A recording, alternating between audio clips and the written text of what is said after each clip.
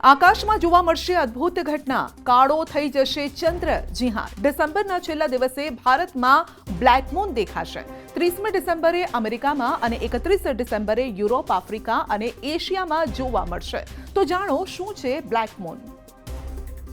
બ્રહ્માંડમાં અનેક પ્રકારની આશ્ચર્યજનક ઘટનાઓ બનતી રહે છે ને જ્યારે આકાશમાં બ્લેક મૂન દેખાય ત્યારે સ્કાય વોચર્સ વર્ષના અંતમાં રોમાંચક ઘટનાનો અનુભવ કરશે. બ્લેક મૂન એક એવી ઘટના છે જે ખગોળશાસ્ત્રમાં સત્તાવાર રીતે માન્ય નથી, પરંતુ વર્ષોથી તેણે કલાપ્રેમીઓ, ખગોળશાસ્ત્રીઓ અને તારાઓની દુનિયા વિશે ઉત્સુક લોકોમાં લોકપ્રિયતા મેળવી છે. આમ તો ચંદ્ર તેજસ્વી અને દૂધિયો દેખાય છે, છતાં તમે ચંદ્રને ઘણા રંગોમાં જોયો હશે.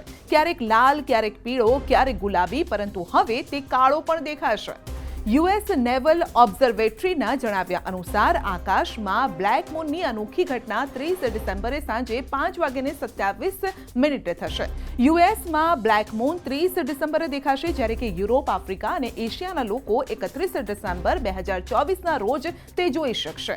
ભારતમાં પણ 31 ડિસેમ્બરે સવારે 3:57 આ બ્લેક મૂન જોવા મળશે. બ્લુ મૂન પૂર્ણિમા સાથે સંબંધ ધરાવે છે, જ્યારે કે બ્લેક મૂનનો સંબંધ અમાસ સાથે છે.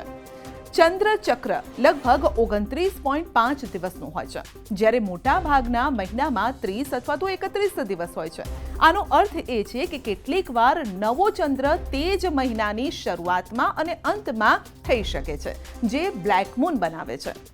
કેલેન્ડર અનુસાર જો એક સિઝનમાં 4 નવા ચંદ્ર હોય તો ત્રીજા નવા ચંદ્રને બ્લેક મૂન કહેવામાં આવે છે.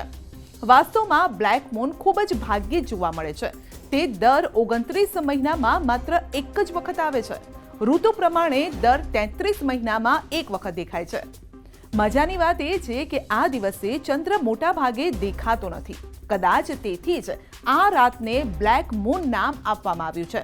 એટલે કે બ્લેક મૂન પોતે દેખાતો નથી, પરંતુ રાત્રિના આકાશ પર તેની નોંધપાત્ર અસર રહેશે. અંધારી રાતમાં ચંદ્રનો માત્ર એક અંશ જ દેખાશે, જે ઘણો ઓછો હશે. અમાસની રાત્રે ચંદ્ર દેખાતો નથી, કારણ કે તે રાત્રે ચંદ્ર પૃથ્વી અને સૂર્યની વચ્ચે આવે છે, અને તેના કારણે આપણને ચંદ્રના ચમકતા ભાગને આપણે તેને જોઈ શકતા નથી.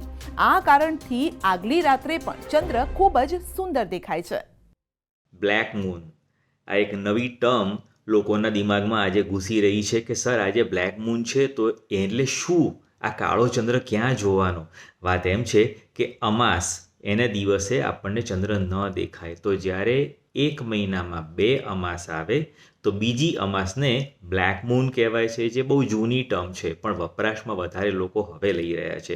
જેવી રીતે એક કેલેન્ડર મહિનામાં 2 પૂનમ આવે તો બીજી પૂનમને બ્લુ મૂન કહે છે. જેવી રીતે ચંદ્ર અને પૃથ્વી વચ્ચેનું અંતર જ્યારે ઓછું હોય ત્યારે એને સુપર મૂન કહે છે, જ્યારે દૂર હોય ત્યારે માઇક્રો મૂન કહે છે. આ તેવી જ કોઈક વાતચીત છે, પણ શોધવા ના જતા બ્લેક મૂન ક્યાંય દેખાશે નહીં, કારણ કે અમાસ હોય છે.